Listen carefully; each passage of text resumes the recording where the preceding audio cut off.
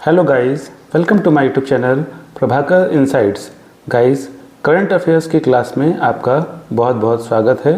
और जो आज टॉपिक्स होने वाले हैं बहुत ही लेटेस्ट टॉपिक हैं और आप इसको ध्यान से सुनिएगा और समझिएगा, नोट्स ज़रूर बनाइएगा पढ़ते समय।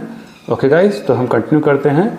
यहाँ पर जो फर्स्ट क्वेश्चन है वह है, हाल ही में समाचारों में देखी गई एक्सरसाइज काजिंद भारत और किस देश के बीच आयोजित की जाती है? तो यह कजाकिस्तान के बीच आयोजित की जाती है।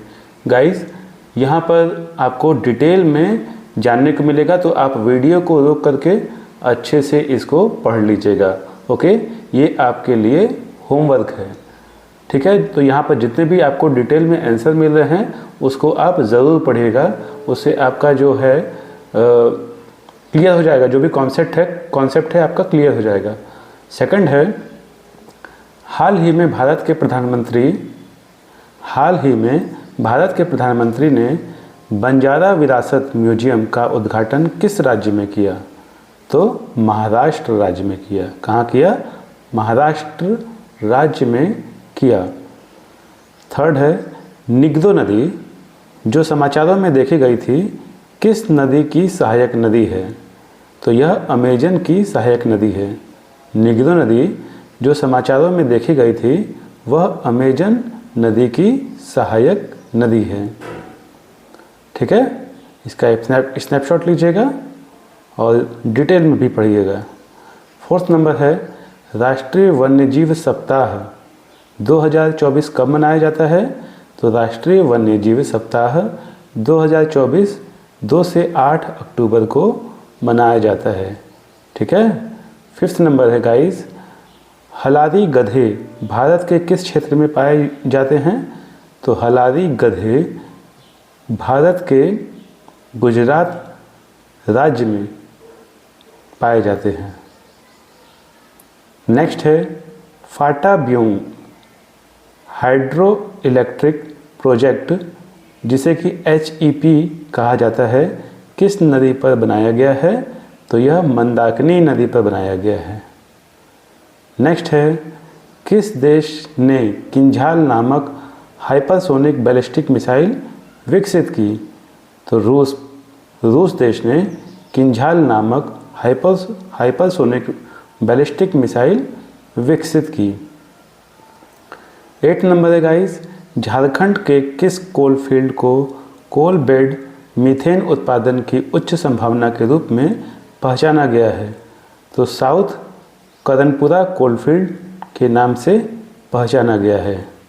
इसका आप डिटेल में देखिएगा और स्टडी कीजिएगा, ये आपका होमवर्क है। ओके गाइस, सारास SARS सारास आजीविका मेला 2024 का मेजबान कौन सा शहर है? तो गुरुग्राम शहर है। कौन सा शहर है? तो गुरुग्राम शहर है। सोलिगा जनजाति मुख्य रूप से किन राज्यों में निवास करती है? तो सोलिगा जनजाति मुख्य रूप से तमिलनाडु और कर्नाटक में निवास करती है। कहाँ पर निवास करती है?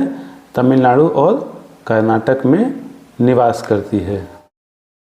गाइस, तो हम आ गए हैं 11वें नंबर क्वेश्चन पर, जो कि है, भारत में बैंकों को घरेलू प्रणालीगत महत्वपूर्ण बैंक DSIBS के रूप में वर्गीकृत करने की जिम्मेदारी किस संगठन की है? तो यह भारतीय रिजर्व बैंक जो है इस संगठन की है। इसका आप डिटेल में भी देख सकते हैं। वीडियो को रोक करके ज़रूर पढ़िएगा गाइस, डिटेल में पढ़ेंगे आपका कॉन्सेप्ट अच्छे से क्लियर हो जाएगा।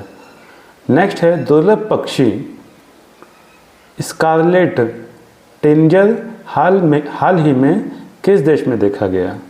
तो यह यूनाइटेड किंगडम में देखा गया।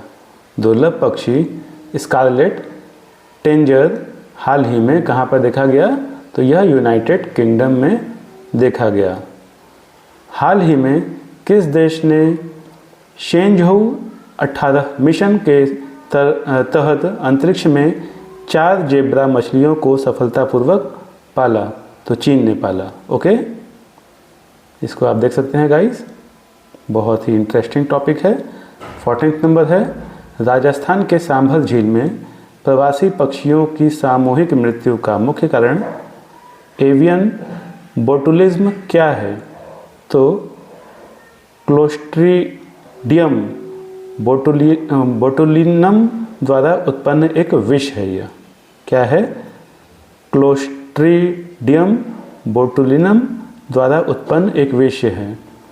तो इसको हम डिटेल में आपको बता देते हैं। राजस्थान के सांभर झील में उच्च तापमान में घटती लवणता ने एवियन बोटुलिज्म को ट्रिगर किया हो सकता है, जिससे प्रवासी पक्षियों के सामूहिक मृत्यु हुई। एवियन बोटुलिज्म क्लोस्ट्रीडियम बोटुलिनम द्वारा उत्पन्न एक विष से होता है, जो पक्षियों में लकवा और मृत्यु का कारण बनता है। ये बैक्टीरिया बीजाणु आर्द्रभूमि के तलछट में आम होते हैं और विशेष रूप से उच्च तापमान और कम ऑक्सीजन स्तर पर विभिन्न वन्यजीवों को प्रभावित करते हैं। जंगल पक्षी मुख्यतः बोटुलिज्म विष के प्रकार सी और ई से प्रभावित होते हैं। सांभर झील भारत की सबसे बड़ी खारे पानी की झील है। देखिए यहाँ पर एक इम्पॉर्टेंट टॉपिक मिला ना, भारत की सबसे बड़ी खारे पानी की झील कौन सी है? तो सांभर झील है। नागौर और जयपुर राजस्थान में 200 वर्ग किलोमीटर से अधिक क्षेत्र में फैली हुई है। तो गाइज इसको आप जैसे आप करंट अफेयर्स अभी मैं आपको बता रहा हूँ, तो जो डिटेल टॉपिक है तो उसको ज़रूर पढ़िए, क्योंकि उसमें भी आपको कई सारे क्वेश्चन मिलेंगे गाइज जो कॉम्पिटिटिव एग्ज़ाम में आते हैं, जो घुमा फिरा के पूछे जाते हैं और वो आपको मालूम होना चाहिए। 15 नंबर है, केरल के कासरगोड में हाल ही में देखे गए लाल सिर वाले गिद्ध की आयुसीएन स्थिति क्या है? तो यह गंभीर रूप से संकटग्रस्त है। गंभीर रूप से संकटग्रस्त है। वनडे वन जीनोम पहल को संयुक्त रूप से किसने शुरू किया? तो इसको जैव प्रौद्योगिकी विभाग डीबीटी और जैव प्रौद्योगिकी अनुसंधान और नवाचार परिषद ने शुरू किया। बाकी आप इसका डिटेल यहाँ पर देख सकते हैं गाइस। 17वां नंबर है, छत्तीसगढ़ के किस गांव को UNWTO के सर्वश्रेष्ठ पर्यटन गांव के रूप में मान्यता मिली है? तो धुड़मारास को मिली है। किसको मिली है? धुड़मारास। ठीक है, बस्तर छत्तीसगढ़ के धुड़मारास गांव, मतलब बस्तर के छत्तीसगढ़ में कौन सा गांव है? धुड़मारास गांव है। बाकी आप इसको डिटेल में पढ़ सकते हैं यहाँ पर। हाल ही में चिनार नौका दौड़ 2024 का आयोजन कहाँ किया गया? तो यह डल झील जम्मू और कश्मीर में किया गया। फिर है गाइस, सुभद्रा योजना किस राज्य की सबसे बड़ी महिला केंद्रित योजना है? तो सुभद्रा योजना जो है वह ओडिशा राज्य की बड़ी महिला केंद्र योजना है। 20 नंबर है, नीमू बाजगो पावर स्टेशन जो हाल ही में खबरों में था, किस राज्य केंद्र शासित प्रदेश में है? तो यह लद्दाख में है। ओके गाइस, अब हम आ गए हैं क्वेश्चन नंबर 21 पर, जो कि है भारत में लिंग आधारित हिंसा को खत्म करने के लिए शुरू किए गए अभियान का नाम क्या है? तो इस अभियान का नाम है अब कोई बहाना नहीं। नेक्स्ट है, हाल ही में सुप्रीम कोर्ट ने भारतीय संविधान की प्रस्तावना में किन शब्दों को शामिल करने को सही ठहराया? तो धर्मनिरपेक्ष और समाजवादी को। 23वां नंबर है, हाल ही में किस मंत्रालय ने भारत को बाल विवाह से मुक्त बनाने के लिए राष्ट्रीय अभियान बाल विवाह मुक्त भारत शुरू किया? तो महिला और बाल विकास मंत्रालय ने। नेक्स्ट है, हाल ही में स्वास्थ्य सेवा और परोपकार में योगदान के लिए UN ग्लोबल एक्सीलेंस अवार्ड से किसे सम्मानित किया गया? तो बंसल गोयल को सम्मानित किया गया। किसको सम्मानित किया गया? तो बंसल गोयल को सम्मानित किया गया। वधावन ग्रीनफील्ड पोर्ट किस राज्य में विकसित किया गया है?